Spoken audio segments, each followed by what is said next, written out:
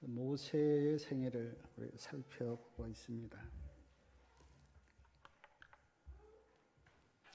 하나님께서 모세를 찾아가서 만나시면서 이스라엘 백성들에게 가라 그렇게 말씀하셨고,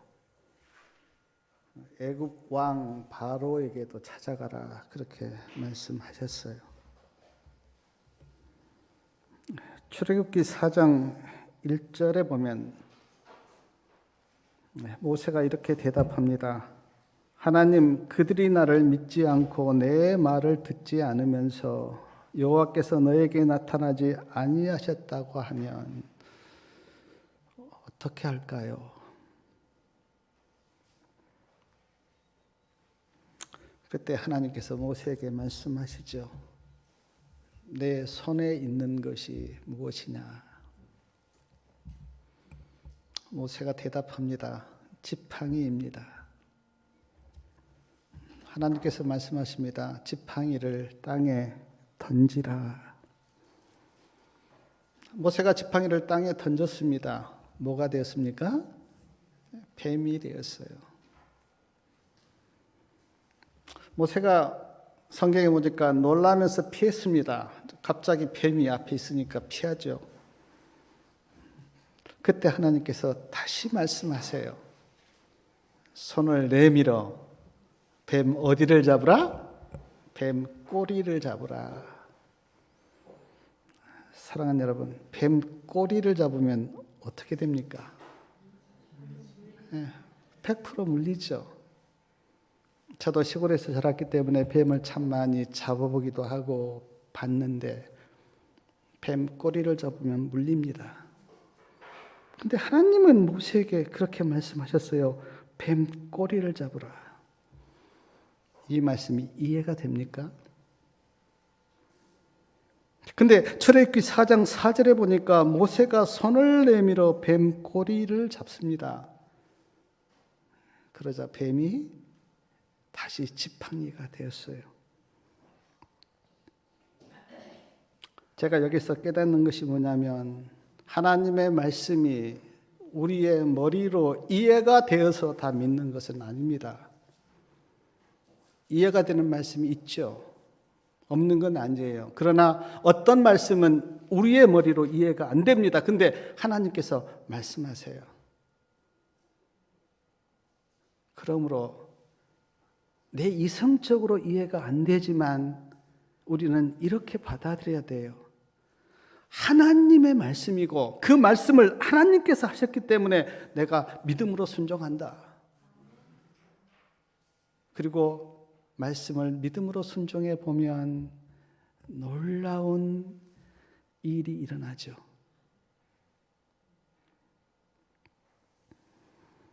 이 이적을 이렇게 보여준 다음에 하나님께서 모세에게 말씀하십니다. 너에게 이적을 행하게 한 것은 그들로 하나님이 너에게 나타난 것을 믿게 하려 함이라.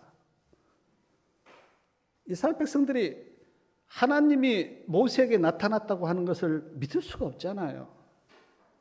그것을 믿게 하기 위해서 내가 이 이적을 너에게 보인 거다. 예수님의 생애를 우리가 사복음서를 통해서 보면 많은 이적을 베푸세요. 어떤 이적은 표적이라 그렇게 말씀하셨는데 왜 그 표적을 행하시는가? 믿게 하기 위해서. 하나님이 예수님으로 이 땅에 오셨음을 사람들로 하여금 믿게 하기 위해서 그 표적을 보여준 거예요. 또한 출애굽기 4장 6절부터 보니까 하나님께서 모세에게 말씀하시기를 내 손을 품에 넣어라 그렇게 말씀하세요. 모세가 손을 품에다 넣습니다. 그리고 빼내보니까 손이 문둥병이 된 거예요. 얼마나 놀랐겠어요. 갑자기 손에 문둥병이 걸렸는데. 그런데 하나님께서 다시 말씀하세요. 내 손을 다시 품에 넣어라. 모세가 다시 넣습니다. 그리고 꺼내보니까 문둥병이 깨끗하게 나은 거예요. 이 두 이적을 보여주신 후 하나님이 모세에게 말씀하시기를 이 두 이적도 믿지 않고 내 말을 듣지 않냐 하면 하숫과 물을 조금 초하여서 육지에 부으라. 그러면 피가 될 것이다. 제가 이렇게 하나님을 믿고 신앙을 하고 우리 그 성도님들도 이렇게 보지만 인간이 하나님을 믿는다고 하는 게 단순합니까? 아니요. 단순한 일이 아닙니다. 어려운 일이에요. 왜냐하면 끊임없이 어떤 내 인간적인 사상과 생각이 우리 안에 있기 때문에 그걸 내려놓고 하나님을 믿는다고 하는 것은 단순한 일이 아니에요. 나를 죽이지 않으면 불가능합니다. 출애굽기 4장 10절에 보면 모세가 이렇게 대답합니다. 주여 나는 본래 말을 잘 못합니다. 나는 입이 뻣뻣하고 혀가 둔합니다. 그렇게 이적을 보여줬는데 모세가 믿지를 못해요. 나는 말을 잘 못합니다. 입이 뻣뻣합니다. 그러자 여호와께서 모세에게 말씀하셔요. 누가 사람의 입을 지었느냐? 누가 벙어리며 누가 기머거리며 그 모든 것을 누가 만들었느냐? 나 여호와가 아니냐? 이제 가라. 내가 내 입과 함께 있어서 할 말을 가르치리라. 이적도 보여주시고 또 이렇게 말씀하신데도 출애굽기 4장 13절 한번 보십시오. 모세가 또 이야기하기를 출애굽기 4장 13절에 모세가 가로되 주여 보낼 만한 자를 보내소서. 또 거절해요. 참 제가 이런 거 볼 때 모세도 어쩔 수 없이 인간이구나. 우리가 모세를 얼마나 위대한 믿음의 사람으로 우리가 보는데 이런 모습들 보면 모세도 인간이구나. 나와 똑같구나 하는 생각을 하게 돼요. 그러자 하나님께서 좀 화를 내시면서 모세에게 말씀하세요. 너의 형 아론이 있지 아니하냐? 아론이 말 잘하는 것을 내가 안다. 아론이 너를 대신하여 말을 할 것이니까 너는 내가 시킨 대로 이적을 행하라. 제가 이 말씀 이렇게 설교 쓰면서 묵상하면서 모세가 이제 계속 거절하잖아요. 하나님 나는 입이 뻣뻣합니다. 말을 못합니다. 막 다른 사람 보내십시오. 거절해요. 근데 하나님이 이렇게도 설득을 해보고 저렇게도 설득을 해보고 그래도 설득이 안 되니까 그래 아론이 말 잘하지 않느냐? 아론 데리고 가라. 그렇게 하세요. 제가 이 장면 이렇게 묵상하면서 참 하나님은 어떻게든 이스라엘 백성들을 구원하시려고 그렇게 모세를 이래도 달래보고 저래도 달래보고 또 그 정도 했다가 또 안 되니까 또 너희 형 아론까지 이렇게 붙여주는 그런 말씀을 보면서 하나님의 사랑이 이스라엘 백성들을 내가 어떻게든 구원하고 싶은 하나님의 사랑이 내 마음에 느껴졌어요. 하나님의 사랑은 결코 포기하지 않는구나. 저 같으면 그래 됐다 나 저기 구원 안 하겠다라고 할 수도 있는데 하나님은 그렇게 하지 않으세요. 뭐 이적도 보여줘 보고 또 모세를 달려보기도 하고 또 그래도 안 되니까 그 아론까지 붙여주는 그 하나님의 사랑. 어떻게든 애굽에 있는 이스라엘 백성들을 구원하고 싶은 그 하나님의 사랑. 출애굽기 4장 18절부터 보면 모세가 장인 이드로에게 이렇게 말합니다. 내가 애굽에 있는 내 형제들에게 가겠습니다. 그들이 어떻게 살고 있는지 내가 보러 갈 테니까 가도록 허락해 주십시오. 그렇게 장인 이드로에게 모세가 이야기해요. 장인 이드로가 그래 평안히 가라 그렇게 이야기합니다. 그리고 모세가 애굽으로 이렇게 출발해 가는데 출애굽기 4장 19절에 보니까 하나님이 모세에게 이렇게 말씀하세요. 애굽으로 내려가라. 내 생명을 찾던 자가 다 죽었느니라. 왜 이 말씀하신 겁니까 지금? 애굽으로 가는 모세의 마음이 어때요 지금? 두려워요. 가슴이 두근두근해요. 그거를 하나님께서 지금 안쓰럽게 보시고 모세에게 그래 너를 찾던 그 바로 그 악랄한 바로는 죽었다. 그러니 좀 마음 편하게 가라. 얼마나 그 모세를 생각하시고 돌보시는 그 하나님. 우리가 믿는 하나님이 이런 분이세요. 모세가 아내 십보라와 아들들을 나귀에 태우고 애굽으로 가는데 출애굽기 4장 20절 끝에는 이런 말씀이 있어요. 4장 20절 끝에 보면 자 20절 좀 제가 읽겠습니다. 모세가 그 아내와 아들들을 나귀에 태우고 애굽으로 돌아가는데 하나님의 지팡이를 손에 잡았더라. 모세의 손에 지금 뭐가 있습니까? 하나님의 지팡이가 있어요. 이 지팡이 하나 가지고 지금 애굽으로 가는데 모세의 손에 하나님의 지팡이가 있어요. 저는 압니다. 이 하나님의 지팡이로 모세가 얼마나 위대한 일을 행하는지. 이 지팡이로 어떻습니까? 하수를 치니까 하수가 피가 돼요. 이 지팡이로 하늘을 향해서 드니까 하늘에서 우박이 쏟아져요.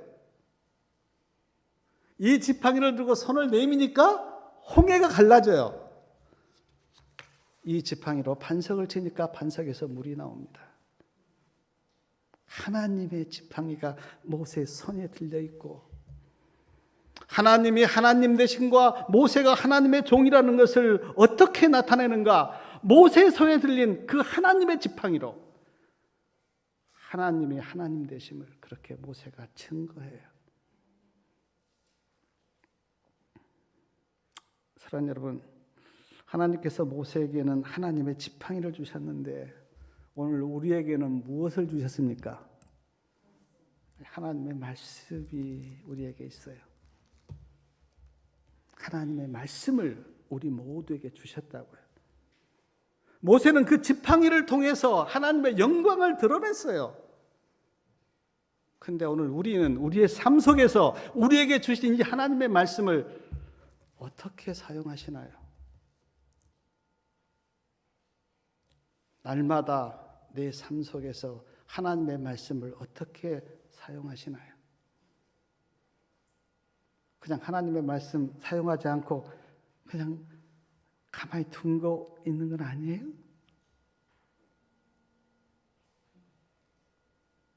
모세는 그 지팡이를 통해서 하나님의 영광을 드러냈는데 오늘 우리는 이 하나님의 말씀을 통해서 내 삶 속에서 어떻게 하나님의 영광을 드러내고 있습니까? 말씀을 사용해야 하나님의 능력과 영광이 나타나죠. 말씀을 사용하지 않는데 어떻게 하나님의 영광이 드러나며 하나님의 능력을 내가 어떻게 경험합니까? 말씀을 사용해야죠. 말씀을. 우리가 안식일에 예배드리고 일요일부터 금요일까지 생활하는데 날마다 하나님의 말씀을 어떻게 쓰고 있습니까? 아침에 내가 말씀을 읽죠. 그 말씀을 내가 내 손에 들린 하나님의 지팡이로 내가 그 삶 속에서 그 말씀을 내가 쓰고 있습니까? 아니면 그냥 말씀을 책상 위에나 방에 두고 그냥 내 생각과 내 기분과 내 계획대로 삽니까? 모세가 모세 될 수 있었던 것은, 그리고 하나님의 영광을 드러낼 수 있었던 것은 모세가 그 하나님의 지팡이를 사용했다고요. 오늘 우리 역시 나에게 주신 이 하나님의 말씀을 사용하셔야 돼요. 그래야 하나님의 능력을 내가 경험할 수가 있어요. 근데 이 시간에 한번 조용히 자신을 한번 돌아보십시오. 내가 나에게 주신 이 하나님의 말씀을 삶 속에서 나는 어떻게 쓰고 있는가?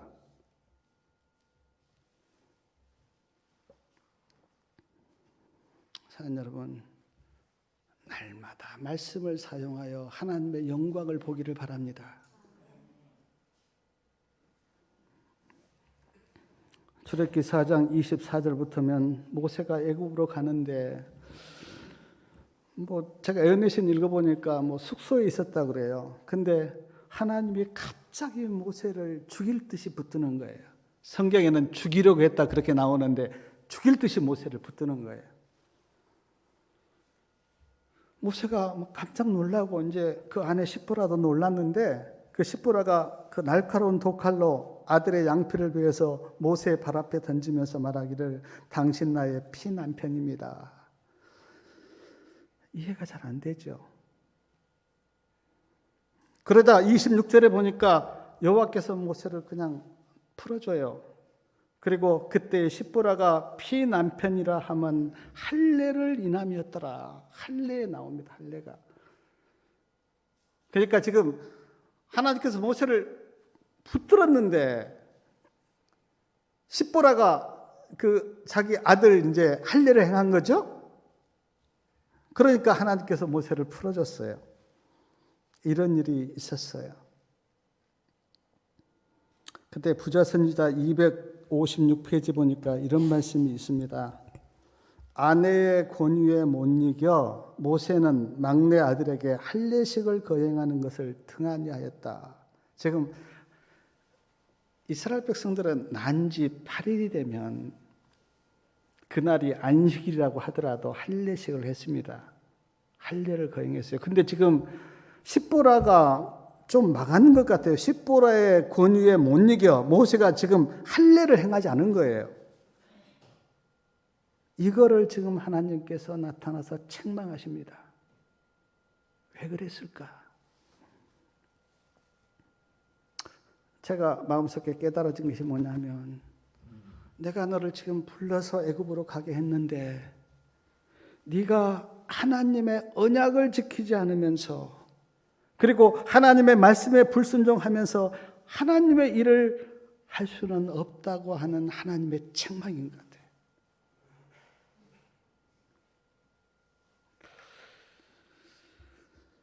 저는 지금 막내 아들이 언제 태어나서 며칠간 지났는지 그거는 저는 모르겠어요.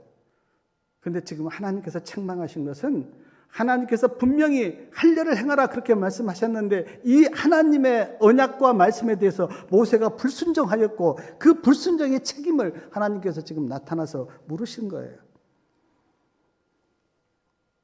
하나님의 언약을 지키지 않으면서 하나님의 일을 할 수는 없다. 하나님께 불순종하면서 하나님의 일을 할 수는 없다. 저에게도 이 성령의 강한 책망이 내 마음속에 있었어요. 네가 하나님의 일을 한다고 하는데 하나님의 종으로서 불순종하면서 하나님의 일을 할 수는 없지 않느냐? 우리 다 마찬가지고요. 모세가 부름받아서 가는데 지금 하나님의 말씀을 지키지 않을 때 하나님이 나타나서 지금 강하게 책망하시면서 모세가 가는 길을 막고 할례를 그때 했고 그러자 하나님께서 가도록 허락하시는. 사랑하는 여러분, 우리가 다 지금 하나님 앞에 나와 있는데 하나님의 언약을 지키지 않고 하나님께 불순종하면서 하나님의 일을 하는 것은 스스로 자신을 속이는 거예요. 그리고 하나님도 속이는 거예요. 그거를 예수님께서는 외식주의자 그렇게 불렀거든요. 외식주의자. 겉과 속이 다르는 외식주의자. 예수님께서 바리새인들을 책망하고 제사장들을 책망하고 그랬는데 그 책망한 말씀에 보면 외식주의자다. 왜 속으로는 하나님의 말씀을 지키지 않으면서 겉으로는 거룩한 척 하느냐 하는 그 외식을 하나님께서, 예수님께서 강하게 책망하셨는데 지금 모세가 그런 거예요. 하나님의 종으로 부름 받았는데 하나님의 말씀에 순종하지는 않는 거예요.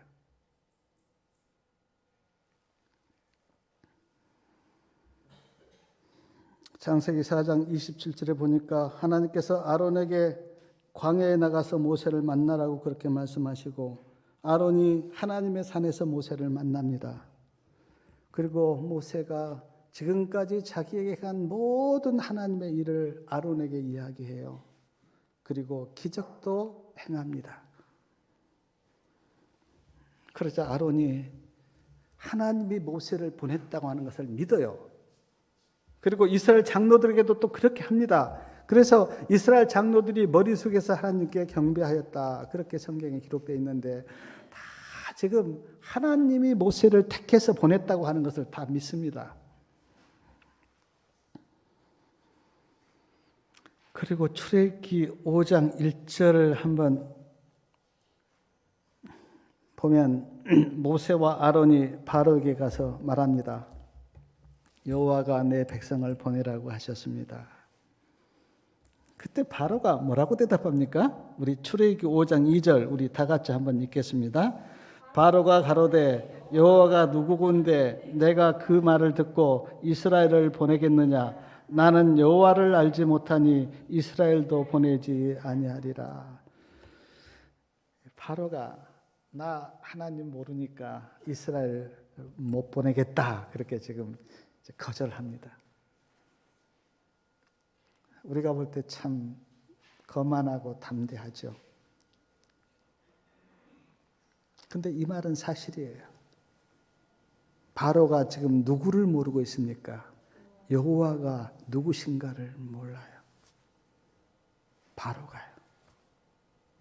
모세가 가서 여호와가 내 백성을 보내라고 했습니다라고 이야기할 때 바로가 나 여호와가 누군지 모른다, 그러므로 난 그 말 듣지 않겠다, 그렇게 이야기하는데 바로가 여호와가 누구인지를 몰라요. 여호와가 누구인지를 알면 거역할 수 있습니까? 없습니다. 절대 없어요. 근데 바로가 지금 여호와가 누구인지 몰라요. 여호와가 누구인지 모르니까 지금 이렇게 거만하게 나 이스라엘 못 보내겠다고 지금 이야기한 거예요.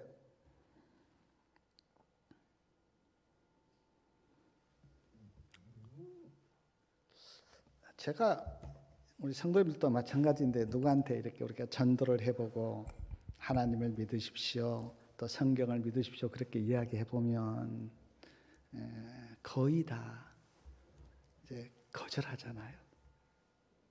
여호와를 믿으십시오라고 이야기하면 거절해요. 왜 거절합니까? 여호와가 누구신지 모르니까. 진짜 하나님을 알면 절대로 거절 못하죠. 근데 여호와가 누군지 모르니까 그들이 거절해버려요. 그러므로 여호와가 누구신지 아는 것은 우리의 믿음을 갖는데 필수적이에요. 아멘. 요한복음 17장 3절에 영생은 하나님과 그의 보내신 자 예수 그리스도를 아는 것이다, 그렇게 말씀하셨는데 지금 바로가 하나님이 누구신지를 모르는 거예요. 그러니까 그렇게 거만하게 나 보내지 않겠다, 이스라엘 백성들을 그렇게 이야기한 겁니다.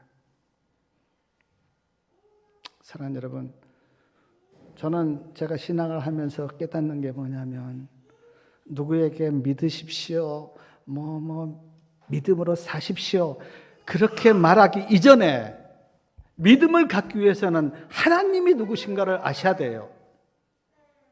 그러므로 성경을 통해서 예수 그리스도와 하나님이 어떤 분인가를 배워가는 것이, 그러면 자동적으로 내 안에 믿음이 생깁니다.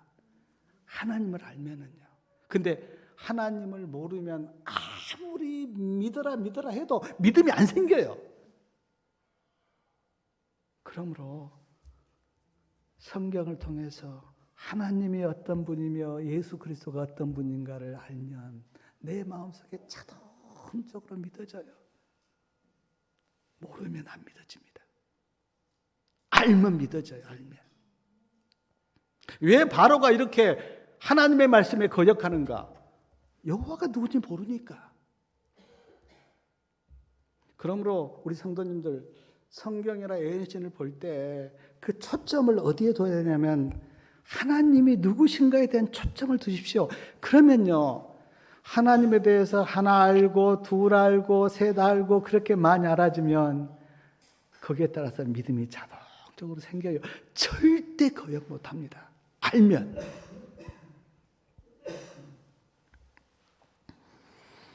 모세와 아론이 다시 바로에게 말씀해요. 하나님이 이스라엘 백성들을 보내라고 하셨습니다. 그리고 부자선지자 제가 읽어보니까 모세가 이스라엘 백성들에게 안식일에 일하지 말라고, 안식일에는 하나님께 경배하라고 이스라엘 백성들을 설득해요. 모세가.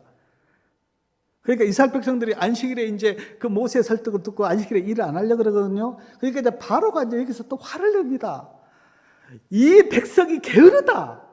그러면서 바로가 화가 나서 뭘 이제 하냐면, 내가 집을 줬는데 어떻습니까? 집까지 구해서 벽돌을 구라 그래요. 바로가. 벽돌 굽기도 힘든데 집까지 구해서 벽돌을 구라고 하니까 이제 이스라엘 백성들이 너무너무 힘듭니다. 그렇게 말씀해 보니까 지도자들이 바로를 찾아가요. 아니, 왜 우리에게 이렇게 고된 일을 시키십니까? 그러니까 바로가 모세 이야기를 했을 거 아니겠어요? 그러니까 이스라엘 백성들이 길에서 모세를 만났는데 모세를 원망합니다. 아니, 우리가 지금 애굽에서 사는 것도 힘든데 너희들이 와서, 네가 와서 더 우리를 힘들게 한다고, 그러면서 모세를 원망해요. 그러니까 이 어떤 그 일을 경험하고 모세가 또 하나님께 무릎을 꿇고 하나님을 원망합니다. 하나님, 이러려고 나를 바로에게 보냈습니까? 이스라엘 백성들이 지금 너무 힘들고 어려운데 이러려고 하나님 나를 보냈습니까? 모세가 하나님께 원망해요. 제가 이 말씀 이렇게 읽으면서 참 이스라엘 백성들도 짠하고 또 모세도 좀 안 됐고, 이스라엘 백성들은 모세를 원망하고 모세는 하나님을 원망하고, 일이 구원이 아니라 더 어렵게 됐죠. 솔직히 제가 이해는 됐어요. 이스라엘 백성들은 그렇지 않아도 지금, 아니 이스라엘 백성들이 벽돌 굽는 사람들이 아니잖아요. 목자들, 목동들 아닙니까? 근데 어느 날 지금 바로가 그냥 벽돌 구우라고 그렇게 해서 지금 그렇게 힘든데 또 이제 그 안식일날 쉬려고 하니까 게으르다고 하면서 뭐면 어쩌습니까? 이제 집까지 다 구해서 벽돌을 구우라고 그렇게 고된 일을 시키니 원망이 왜 안 나오고 했어요. 그리고 이스라엘 백성들이 원망하니까 모세도 또 하나님께 원망하죠. 하나님, 이러려고 나를 보냈습니까? 하나님. 언제는 이스라엘 백성들을 구원하라고 보내놓고 지금 이스라엘 백성들이 이렇게 힘들게 사는데 하나님 이게 뭡니까? 그렇게 모세도 하나님을 원망하지 않겠어요?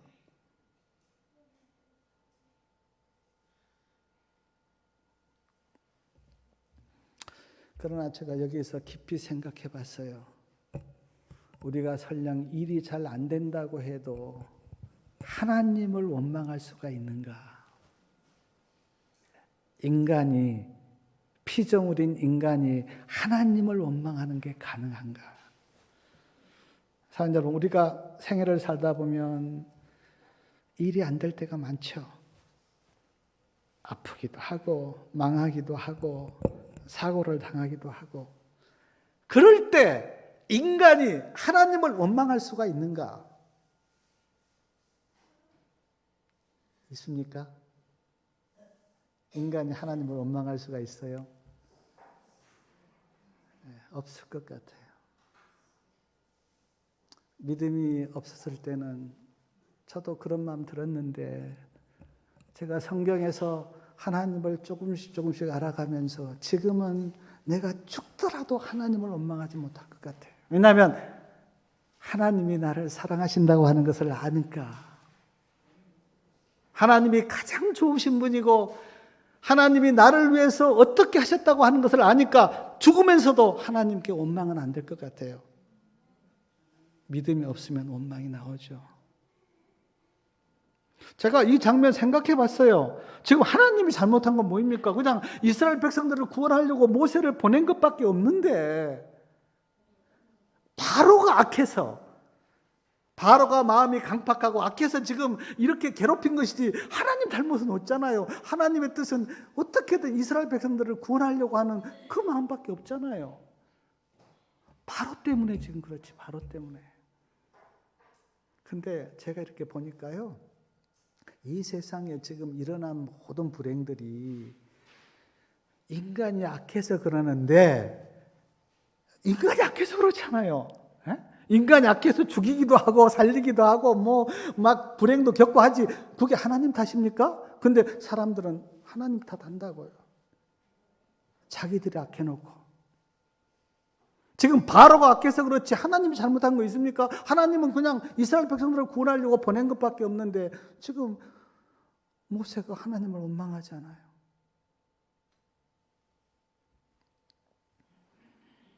그때 하나님께서 뭐라고 말씀하시는가? 출애굽기 6장이요. 1절하고 2절, 아까 우리 사회자가 읽었는데, 이때 하나님이 하신 말씀이 이 말씀이에요. 출애굽기 6장 1절과 2절 우리 다 같이 한번 읽어보겠습니다. 여호와께서 모세에게 이르시되, 이제 내가 바로에게 하는 일을 네가 보리라. 강한 손을 더함으로 바로가 그들을 보내리라. 강한 손을 더함으로 바로가 그들을 그 땅에서 쫓아내리라. 하나님이 모세에게 말씀하여 가라사대, 나는 여호와로라. 제가 이 말씀 이렇게 읽으면서 막 소름이 돋았어요. 지금 이런 상황에서 하나님이 모세에게 말씀하시기를, 모세야, 내가 바로에게 어떻게 하는가를 네가 볼 것이다. 두려운 말씀 아닙니까? 모세야, 나 원망하지 말고 조금 후에 여호와 하나님이 바로에게 어떻게 하는 것을 네 눈으로 모세 너 볼 것이다. 두려운 이야기 아니에요. 저는 막 소름이 끼치더라고요. 왜냐하면 알기 때문에. 이 이후에 하나님이 바로에게 자신을 어떻게 나타내는가를 제가 성경에서 알기 때문에, 지금 하나님이 모세에게, 모세야, 원망하지 말고 잠깐만, 내가 바로에게 어떻게 하는 것을 네가 볼 것이다. 모세가 봤잖아요. 그리고 두 번이나 말씀하시기를 강한 손을 더하겠다. 하나님의 그 강한 손을, 누구도 막을 수 없는 그 하나님의 강한 손을 내가 바로에게 더할 거다. 바로가 꼼짝 못하지 않습니까? 뭐 다음 안식일에 보겠지만 열 재앙이 쏟아질 때 바로가 그냥 벌벌 떨잖아요.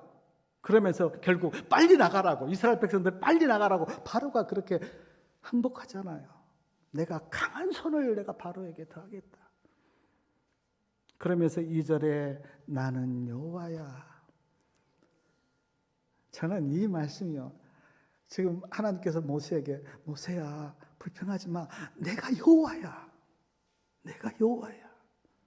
지금 6장 이렇게 읽어보니까 2절도 그렇고 6절도 그렇고 8절 제일 끝에도 보니까 세 번이나 계속 하신 말씀이 내가 여호와야, 나는 여호와야.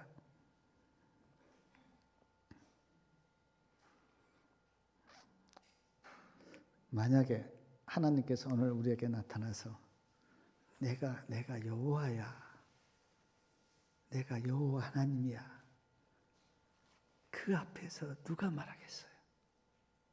여호와 앞에서. 지금 모세도 원망하고 이스라엘 백성도 원망하는 그 상황에서 하나님이 할 수 있는 말이 내가 여호와야. 저는 이 말씀을 이렇게 묵상하다, 그 하나님의 강한 의지, 모세야 내가 여호와야, 그거 내가 보여줄게. 나 여호와를 믿어. 우리가 애를 키울 때 애들이 막 불안하고 하면 내가 아빠야, 엄마야, 그런 것처럼 지금 모세 그리고 이스라엘 백성 앞에서 하나님이 내가 여호와야, 여호와를 믿어. 하나님의 그 강한 의지를 저는 이 말씀에서 읽고, 하나님이 표현은 좀 뭐하지만 지금 마음에 어떻습니까? 독심을 품으신 거예요. 나를 봐라, 내가 여호와야. 그러면서 출애굽기 6장 6절과 7절 말씀하셨는데 6장과 7절도 우리 좀 같이 한번 읽어보겠습니다. 그러므로 이스라엘 자손에게 말하기를 나는 여호와라. 내가 애굽 사람의 무거운 짐 밑에서 너희를 빼어내며 그 고역에서 너희를 건지며 편팔과 큰 재앙으로 너희를 구속하여 너희로 내 백성을 삼고 나는 너희 하나님이 되리니 나는 애굽 사람의 무거운 짐 밑에서 너희를 빼어낸 너희 하나님 여호와인 줄 너희가 알지라. 나는 여호와야.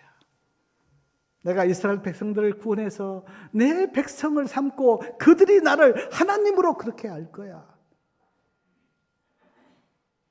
얼마나 그 하나님의 의지가 그리고 하나님의 마음이 거기에 담겨 있는 거예요. 로마서 8장에도 그런 말씀 있잖아요. 누가 여호와를 대적할 것인가? 누가 여호와를 이길 것인가? 사랑하는 여러분, 아무도 그 누구도 온천하도 하나님을 이길 수는 없죠. 누가 여호와를 대적하겠어요? 찬미가 644장에 그 제목이 저 장미꽃 위에 이슬인데요.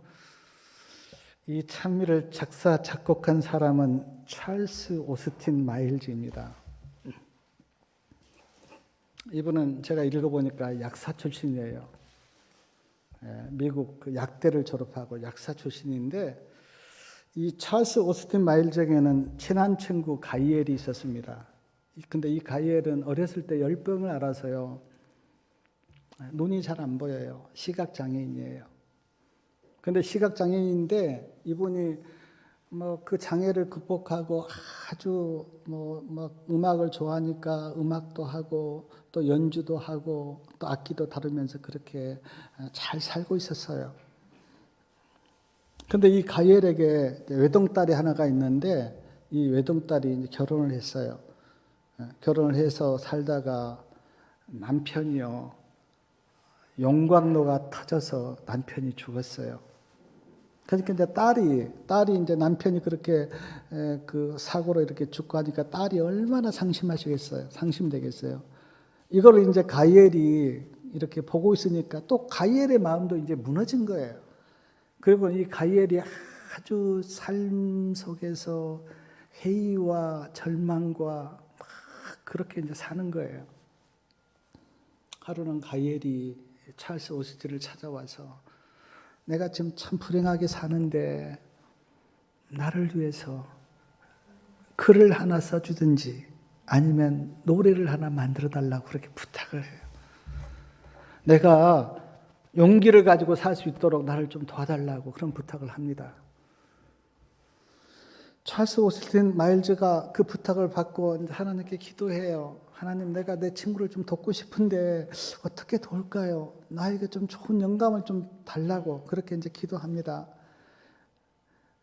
그리고 기도하고 하나님께 영감을 달라고 그렇게 하고 있는데 문득 머리에 스쳐가는 게 부활하신 예수님이 마리아를 부르는 그 장면이 스쳐가는 거예요.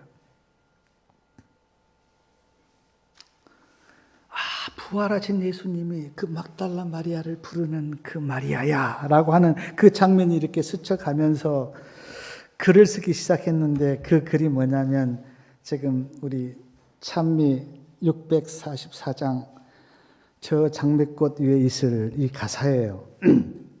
제가 그 가사를 좀 읽어보겠습니다. 저 장미꽃 위에 있을 아직 맺혀있는 그때에 귀에 은근히 소리 들리니 주 음성 분명하다. 주가 나와 늘 동행하시어 나를 친구 삼으셨네. 우리 서로 받은 그 기쁨은 알 사람이 없도다. 그 청아한 주의 음성 울던 새도 잠잠게 한다. 내게 들리신 주의 음성이 늘 귀에 쟁쟁하다. 주가 나와 늘 동행하시어 나를 친구 삼으셨네. 우리 서로 받은 그 기쁨은 알 사람이 없도다. 여기 보니까 여러 번 주의 음성이 나와요. 주의 음성. 주님이 마리아를 부르는 그 음성을 생각하면서 이 지금 가사를 쓴 거예요. 근데 가엘이 이 찬미를 듣고 마음이 녹아졌어요. 아, 하나님의 따뜻한 음성이 나도 부르고 있구나. 그러면서 그 삶이 완전히 달라졌어요. 사랑하는 여러분, 주님의 은근히 우리를 부르신 주님의 음성이 들리십니까? 저는 출애굽기 4장, 5장, 6장을 이렇게 묵상하면서 모세에게 말씀하시는 하나님의 음성, 이스라엘 백성들에게 말씀하시는 하나님의 음성, 바로에게 말씀하시는 하나님의 음성, 그 음성이 내 마음속에 들렸어요. 우리가 하나님의 음성이 내 안에 들리면 하나님의 사랑이 느껴지고요. 하나님의 사랑이 느껴지면 내 안에서 기쁨이 솟아나요. 그러니까 지금 이 찬미가에 보면 그 기쁨은 알 사람이 없도다. 하나님의 음성이 들리면 그 하나님의 음성이 얼마나 어쩔 때는 포근하게 들리는지, 수고하고 무거운 짐진 자들아 다 내게로 와라. 내가 너희를 쉬게 하리라. 목마른 자들아 내게로 와라. 내가 너희에게 생수를 주겠다. 우리를 부르시는 하나님의 음성, 나에게 말씀하시는 주님의 음성, 그 주님의 음성이 내 귀에 들리면 하나님의 사랑이 내 안에 이렇게 일어나면서 그 기쁨을 알 사람이 없죠. 우리가 출애굽기를 보고 있는데, 사랑 여러분, 좀 집에 가셔서 아침이나 저녁에 조용히 말씀을 읽으면서 심령 속에 하나님의 음성을 듣기를 바랍니다.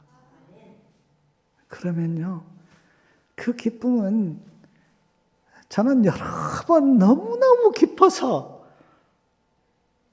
춤을 추면서 하나님 감사합니다, 감사합니다. 세상 사람들 보니까 그 순간적인 기쁨을 누리기 위해서 얼마나 돈을 씁니까? 예? 근데 그 기쁨은 순간이잖아요.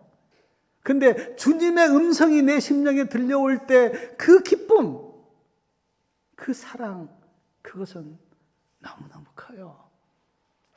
세상에서 기쁨을 맛보려고 하지 말고 성경 속에서 하나님의 음성을 듣고 내가 여호와다, 이제 내가 여호와임을 보여줄 거다라고 하는 그 음성을 듣는다면 우리의 마음속에 얼마나 용기와 담대함과 기쁨이 넘치겠어요. 날마다 주님의 음성을 듣고 정말 믿음으로 사시고, 아까 제가 말씀하셨습니다. 모세에게는 하나님의 지팡이를 줬지만 우리에게는 하나님의 말씀을 주셨다고. 그 말씀을 내 삶 속에서 쓰셔서 하나님의 놀라운 그 능력과 영광을 보고 기쁨을 누리고 믿음으로 사시기를 바라면서 말씀을 마치겠습니다.